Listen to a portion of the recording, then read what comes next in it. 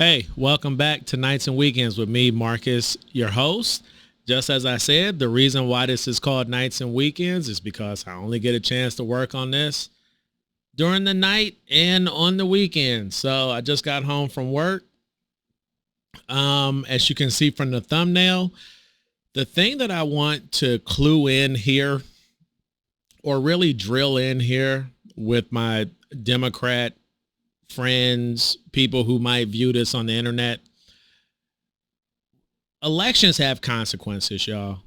And the thing is that you all who are so anti-Trump, thinking that the man is going to stay in power too long, or the man had a coup. Again, they hardly listen to the man, at least the bureaucrats, the folks who I want fired, barely listened to the man when the man was in office. Okay. Again, we could probably fire half of the people who work for the federal government, maybe not in the Defense Department, but overall we can probably fire half of them and actually have more money actually get to the needy people of this country who need the money.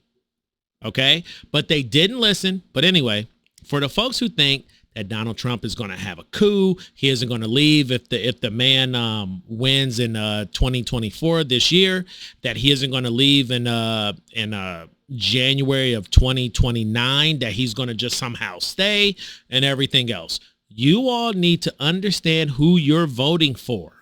Okay. And this is something I've gone through in my own personal life. I'm going to try to get this under 10 minutes. I doubt it, but who knows? I'm going to try. This is the thing. If you change your opinion on something, fine. But the thing is that at the end of the day, you should have a cogent, I believe I'm using the word correctly. You should have a cogent, concise reason for why you changed your opinion. Not just, I just didn't know. No. You should actually understand that, especially because this woman who's now the vice president, who's now running for office, she's been in politics for a long time. Okay. Back when this didn't have any gray in it. She's been in office that long. And now all of a sudden she's flip-flopping on all of her stuff. So Ed and Marcus, throw in the first clip of the flip-flop by Kamala Harris, whatever, VP Harris's flip-flop on the border wall. This issue is about a vanity project for this president. Right. And it is a problem of his own making. Right. And listen, when I travel this country, folks have plenty enough problems that they need their president to focus on, instead of a wall that, by the way, because I was a prosecutor for many years, including the Attorney General of California, I specialize on transnational criminal organizations. Yeah. That wall ain't gonna stop them. No. And here's another example from her 2019 CNN town hall. Let's watch. This administration has decided to vilify them and to trade on them for the sake of this president's medieval vanity project called a wall. Let me be very clear. I'm not going to vote for a wall under any circumstances, and I do support border security. And if we want to talk about that, let's do that. And then Marcus here to say today. So in that clip, you did not hear. I'm sorry. You know why you haven't heard her? Because she hasn't done any she hasn't done any effing interviews. But over at Axios, we can look at the thing written by them, which is a left-wing outlet. Let us click on that, okay? I'm going to do a little voiceover. Here we go. If elected, President Kamala Harris pledges to spend hundreds of millions of dollars on the wall along the southern border, a project she once opposed and called un-American during the Trump administration. So back, here we go. Back to President, past Marcus. All right, Ed and Marcus out. So as we can see there, she completely does a 180. Now she's all for putting up a damn border wall when the woman just said that it was un-American and that it was a vanity project.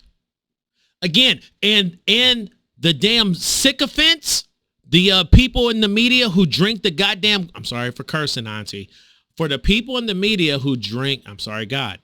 For the people in the media who drink the Kool-Aid, they are never going to ask her as to fully why she changed her opinion. You cannot, okay, this would be like me saying, you know what, chitlins, the worst tasting thing ever on planet Earth, ever. And it actually is, by the way. And then me turning around and saying, ooh, you know what? Oh, chitlins are one of my best. Oh, I love it. You would be like, what? Bro, what are you talking about, man? so, Ed and Marcus, tell you, boy, this is gonna be quick, baby. Right? At least I hope so. Throw in the clip of what she wants to do when it comes to tax policy. Harris proposing to double the tax on capital gains and taxing unrealized gains for the very wealthy. Her campaign endorsing a plan that calls for increasing the top tax rate on long-term cap gains from 20 to 44.6%. That would be the highest rate ever in U.S. history. So if you're in New York, you sold some stock, you're above that income level, the combined city, state, and federal rate would be 55.5%. If you're in California, would be just under 58%. She's also calling for a tax on unrealized gains for those with a net worth of more than $100 million. So that would call for a minimum tax of 25% on unrealized gains. So even if you didn't sell something and it gained in value during that year. So they would be taxed on any annual increase in the asset or value, again, even if you didn't sell. Non-tradable assets, like a private company, very illiquid, they would be taxed at the last valuation event plus some annual increase.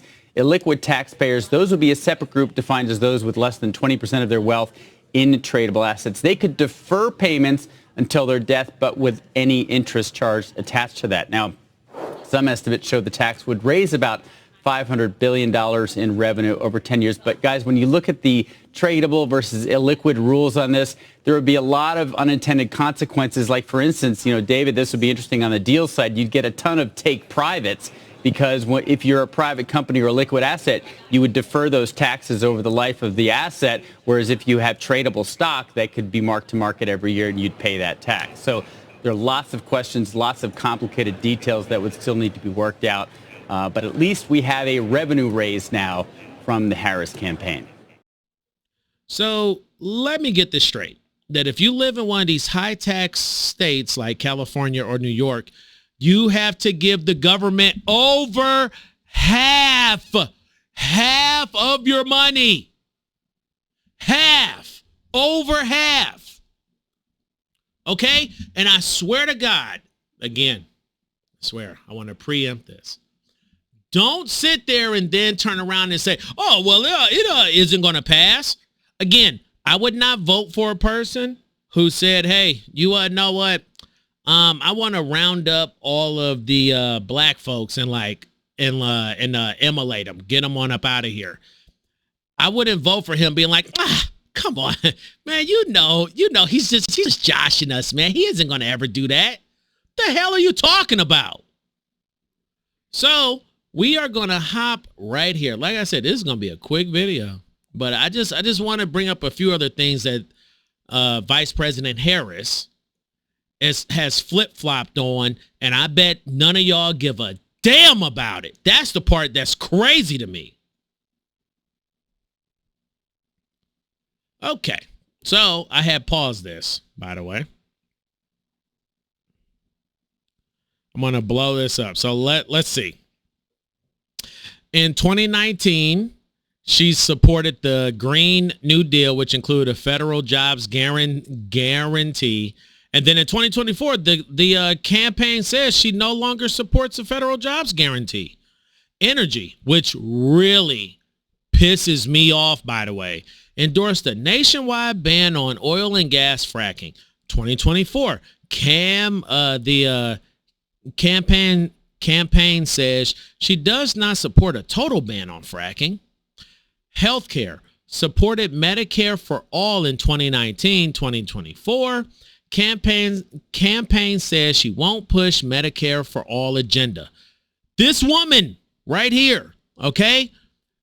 I swear to God, I think it was H.L. Mencken or or somebody like that who said that democracy is that the people vote for what they want. They get it good and hard. The thing that I don't understand with my fellow Democrat folks, this person wants every single thing that will make your life harder. Okay? I happen to live in the Northeast. Okay?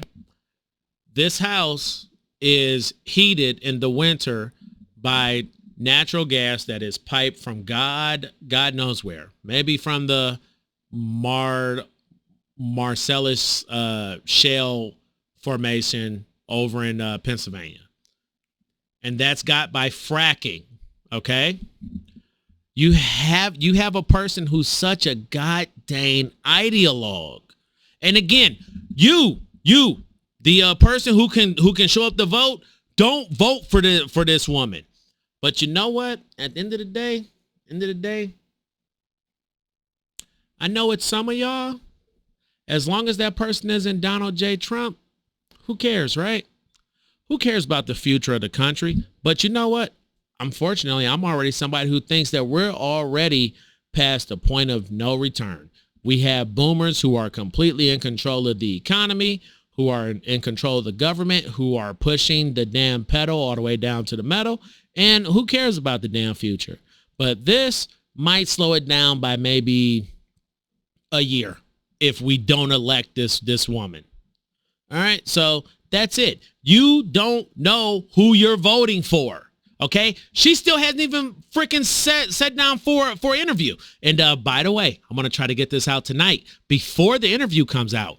She's going to have an interview on, I think it's ABC with Dana Bash, who is on the left, by the way. Okay, and it's pre-recorded, and she's going to have her damn vice president nominee there. What is the point? What is the point, y'all? So, hey, I'll see ya sometime soon. There we go. I will see y'all sometime soon. You all be sure to have a good day. Bye.